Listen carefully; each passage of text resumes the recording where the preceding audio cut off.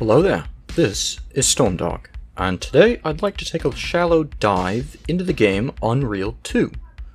Unreal 2 The Awakening was made by Legend Entertainment, which built itself on point-and-click games. Legends Entertainment developed the expansion pack to the first Unreal game, then adapted the Wheel of Time book series to the same engine as an action game. Still better than the big budget adaptation. After this, Legend Entertainment developed Unreal 2 and Terminator 3 Rise of the Machines for consoles. Poor sales of Unreal 2 quickly led to the collapse of the company. Not a great sign going in, to be honest. Unreal 2 was published by Infogrames as a subsection of Atari, from which we got Roller Coaster Tycoon. The game is described as a sequel to Unreal, although many of the story elements, including the characters and locations, are entirely unrelated to the original, and you get to progress through the missions as an entirely new character. The presence of the notorious Scar in modest numbers is probably the only real reminder of the Unreal universe. The player controls a former Marine, John Dalton, a Terran Colonial Authority Marshal, whose job is to patrol remote areas of space which are far away from any real action. He is called back into service to retrieve 7 pieces of an ancient artifact thought to make a powerful weapon when assembled. The plot follows a linear path, like many other first-person shooters of the time period, while the character goes to various planets in search of the artifacts. The level design at each location is also linear, with only a certain amount of puzzle solving and key finding. Enemy design does have a solid variety, with different native races using tribal-era weapons, different factions of mercenaries, space spiders, and antibody-esque robots.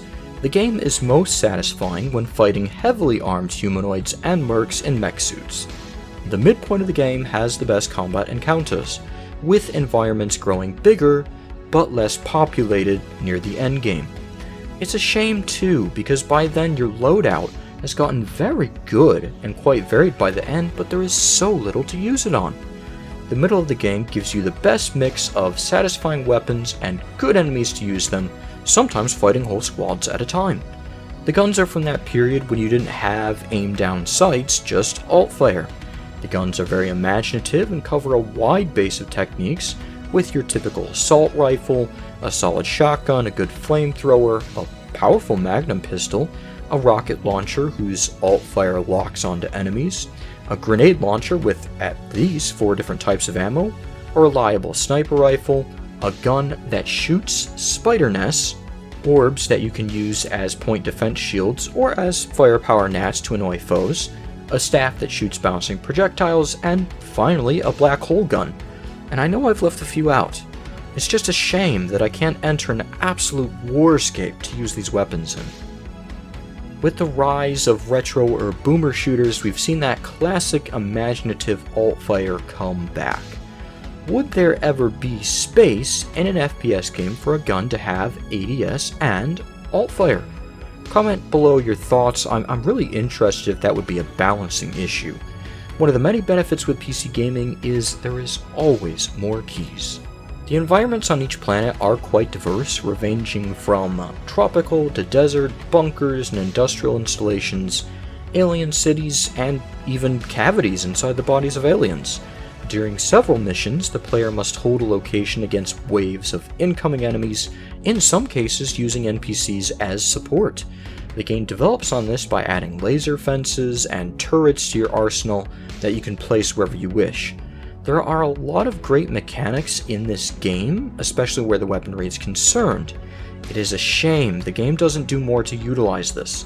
Overall, it is a short game comprising only 12 missions, with some of them going fairly quickly. At least it left me wanting more. You play as John Dalton, a former Marine, now basically a space marshal. For I've sworn by the birds of my astrospurs to right the outlaw wrongs on Mars.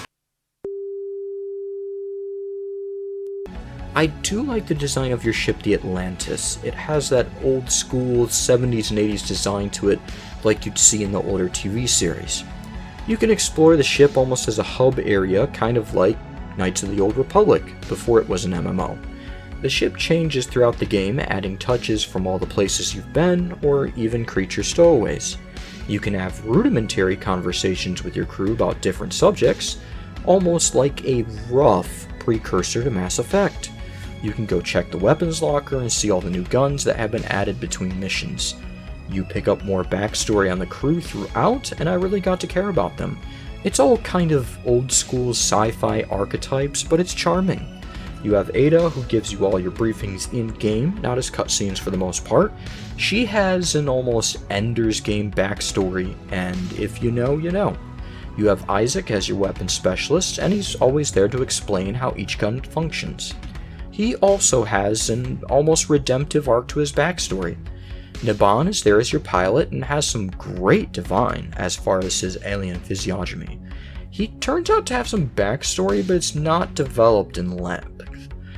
The game's ending will really remind you of sci-fi classics like 2001: A Space Odyssey, Alien, or even The Black Hole. I don't want to spoil it, but if you know, you know.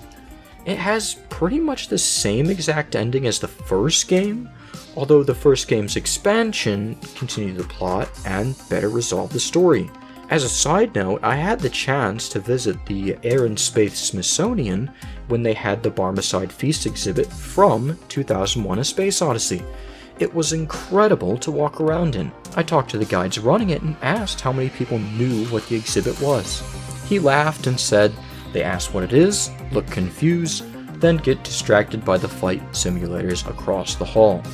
It is one of the most memorable places I have ever been. The game had no expansion packs due to its commercial failure. I feel an extra mission pack with Dalton's time as a Marine preceding the main game would have been an excellent opportunity for some mayhem. It would have allowed the developers a chance to properly use the wonderful arsenal. This was the last mainline Unreal franchise game. Unfortunately, the timeline and lore between all the games of the series has had its discrepancies is undefined or is best defined as fluid. The two Xbox-only titles, the Unreal Championship ones, are in an alternate timeline and not main canon, and they are the only ones also to have melee combat. At some point, much of humanity had to unify to fight the Scar, the main enemies from Game 1. Unreal 2 takes place not long after that war, as well as another war with a race called the Striders, with much of the crew having fought in these wars. To the best of my knowledge, there is no game covering the actual war with the Scar. Please comment below if you know of one. From here, wars and conflicts were fought mostly between corporations, leading to the Unreal Tournament games.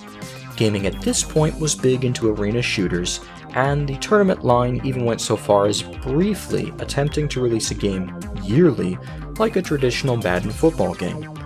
Unreal Tournament 3 is the only one of the tournament or championship series that has an actual single-player campaign, not just a succession of bot matches with an overarching storyline.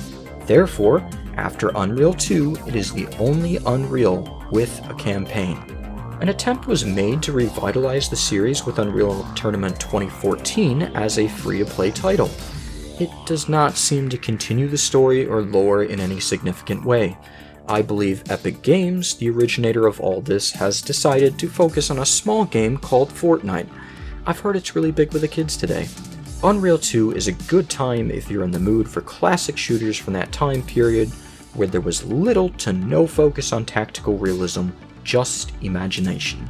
It's definitely a B-grade game, and as Lord Gigabyte vehemently argues, a bit of a tech demo. So was Far Cry 2, although I would argue Far Cry 2 is a more unique game.